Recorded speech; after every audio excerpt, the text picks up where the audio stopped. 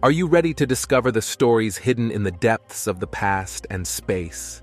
Today, we embark on a journey to the fascinating findings from the dusty pages of time and the mysteries of distant galaxies. Join us on this unique journey to unravel the secrets of the past and the future. Mirror Universe. This is certainly an exciting and thought-provoking topic. The fact that scientists have proposed the mirror universe or anti-universe theory is a mind-blowing development in the fields of physics and cosmology. According to this theory, it is suggested that during the Big Bang, along with our universe, a mirror universe where time moves backward was also formed. This universe is thought to be a universe where the basic physical rules are the same, but time flows in reverse. However, the existence of such a universe cannot be directly observed at the moment and is only being discussed at the theoretical level. One of the reasons why scientists have proposed this theory might be to explain dark matter in our universe. Dark matter is a mysterious substance that is thought to make up a large part of the matter in our universe, but cannot be directly observed. Some theories suggest that the existence of this anti-universe or mirror universe may help unlock the secrets of dark matter. According to the Big Bang theory, our universe began about 14 billion years ago and has been continuously expanding ever since. During this process, particles, atoms, stars, and planets were formed. Some theorists believe that the Big Bang also created a symmetrical universe at the same time. Vesuvius Scrolls. Nearly 2,000 years ago, in the city of Herculaneum, there was a glamorous villa overlooking the Gulf of Naples. The wealthy Romans who lived here enjoyed the ocean views and a comfortable life. This property had an impressive library containing important texts of the period. The library also included volumes written by Philodemus, one of the teachers of the poet Virgil. But everything changed with the tragedy of 79 AD. As a result of the eruption of Mount Vesuvius, the cities of Herculaneum and Pompeii were covered with volcanic ash. This magnificent villa in Herculaneum and its extensive library also suffered from this disaster. During excavations in 1752, the villa as well as carbonized scrolls were found. These scrolls were perfectly preserved but almost unreadable. For many years it seemed impossible to read these ancient writings. But thanks to modern technology, the situation has changed. Archaeologists have developed a method that can read these carbonized scrolls using X-rays. Researcher Roger McFarlane from Brigham Young University emphasized the importance of this work, stating that even a section or a paragraph of any scroll is a major discovery. To date, archaeologists have managed to decipher several texts written by Philodemus. Historians have always known about Philodemus, but since most of his works were lost, they haven't really had a chance to understand his thoughts. Now, by looking at these scrolls with the help of X-rays, they can see Philodemus's school of thought firsthand. It turned out that the philosopher taught that physical pleasure is the main purpose of life, and that people should not fear the afterlife, but instead live a modest and enjoyable existence. It will probably take years to learn the exact origins of the 1,800 scrolls, but these studies may provide valuable information that will shed light on history. Therefore, modern scholars and archaeologists continue to strive to uncover the secrets of these ancient texts. Dinosaurs in the dark. It turns out that Steven Spielberg's Jurassic Park got one thing right. Dinosaur enthusiasts know that most prehistoric creatures were deliberately misrepresented in the film. Dinosaurs didn't look like lizards. They actually looked like giant feathered chickens. But there's one thing Jurassic Park got right: velociraptors hunting at night. A new study of the eyes of fossilized animals has shown that many dinosaurs were more active at night. For a long time, according to geologist Ryo Tsukamatani from the University of California, the generally accepted view was that dinosaurs were active during the day and prehistoric mammals preferred the night. But this was not true. Scientists have revealed the habits of dinosaurs by examining their fossilized eyes. The eyes of dinosaurs, lizards, and birds are very similar in structure.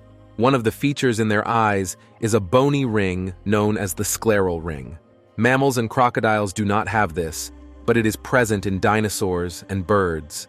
By measuring the inner and outer dimensions of this ring and looking at the eye socket, scientists were able to determine the difference between diurnal animals that are active during the day and nocturnal animals that are active at night.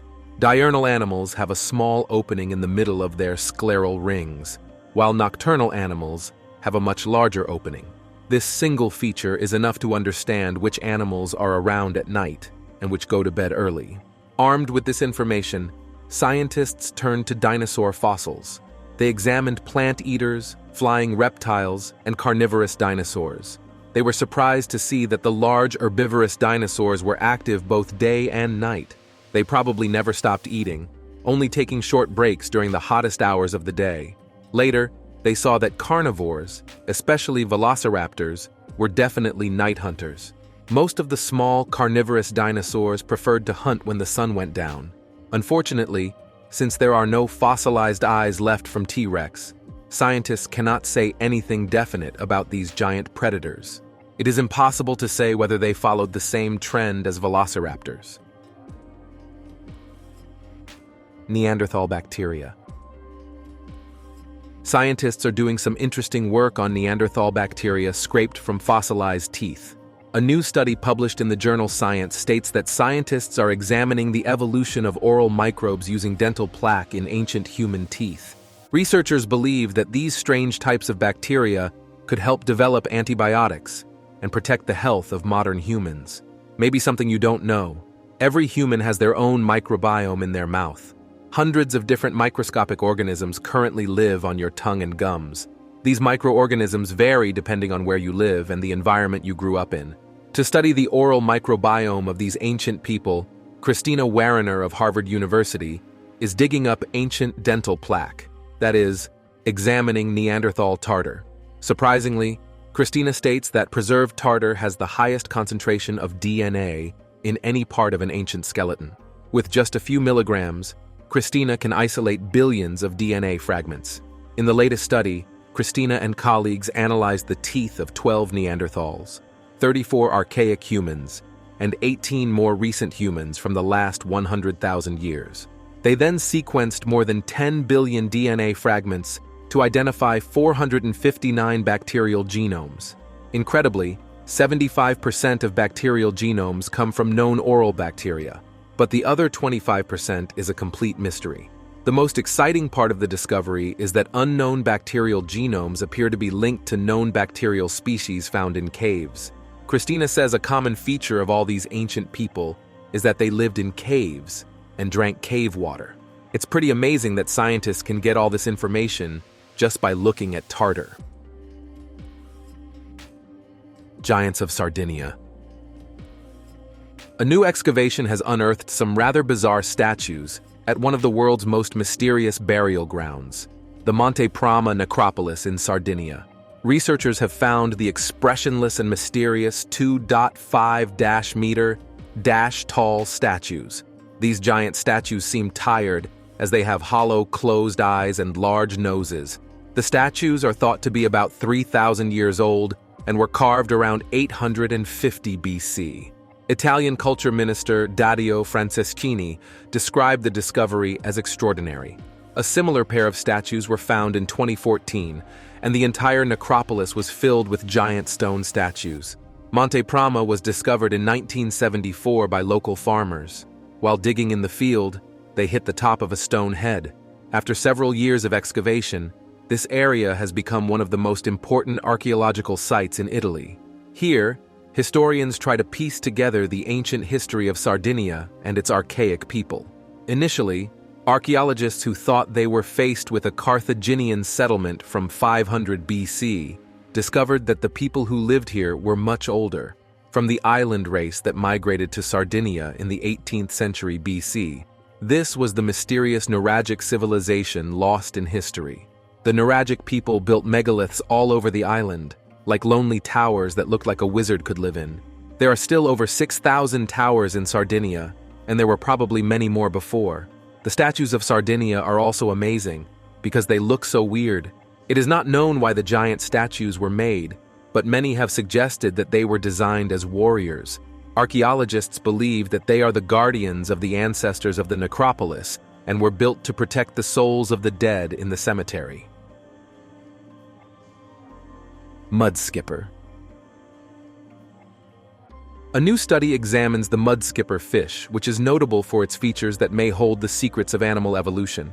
This fish is known as the only blinking fish species in the world and has the ability to live both on land and in water. Interestingly, the mud skipper appears to have evolved independently of our ancestors, a situation called convergent evolution. Scientists believe that a bodily function like blinking evolved 375 million years ago when animals transitioned from ocean to land. Therefore, the study of mud skipper can provide important clues as to how our first evolutionary process took place. Study author Thomas Stewart of Penn State states that the soft tissues that allow blinking have evolved. This poses a challenge for archaeologists and paleontologists because soft tissues generally do not fossilize. However, studying still living mud skippers is like studying an ancient animal. Mud skippers usually live in tide pools, can move on land thanks to their strange fins, and, interestingly enough, blink. Scientists have discovered that these fish rarely blink in water, but perform this action when they crawl on land. Apparently, the fish blink specifically to clean the mud in their eyes. In addition, scientists have also determined that mud skippers blink more often when their eyes start to dry out. However, although these fish have not evolved tear glands or ducts, they blink to moisten their eyes. In this process, they use the mucus in their skin, which they mix with water from the swamp environment they live in. According to the findings of scientists, the first animals that evolved on land probably had characteristics very similar to mud skippers. However, blinking was not the only feature needed to adapt, and mud skippers did not acquire other adaptations. So far, their most important ability has remained the ability to blink. Mare Necropolis. New discoveries at the Mare Necropolis in the city of El Qusair provide valuable insights into the complex social and religious structure of ancient Egypt. These findings, announced by the Supreme Council of Antiquities of Egypt, reveal how important a place Mare was thousands of years ago. Archaeologists have discovered ancient structures and a series of tombs dating back to the Byzantine Empire. In addition, texts belonging to ancient gods were found scrawled in black Coptic script on the walls of a building. These texts may provide important clues about the religious and cultural life of the period. One of the newly discovered tombs belonged to a woman in a wooden coffin containing a mask, beads, a pair of copper mirrors, and some clay pots. During the 6th and 12th dynasties of ancient Egypt, this cemetery was used for provincial governors. The governors were called nomarchs, and they played roles similar to governors in modern cities. Ancient Egypt consisted of 42 provinces, and each province had its own nomarch. The cemetery was also used for mayors and priests. Apart from the pharaohs that come to mind when ancient Egypt is mentioned, there was a complex social hierarchy and an advanced government system in the society. The ruling king, provincial governor, high priest, and mayors of each town were important elements of this hierarchy. Most of the mid-level managers were buried in Mare in deep tombs beneath the desert sands. There is also a rock-cut cemetery used by the local inhabitants of Kusi as their own burial ground.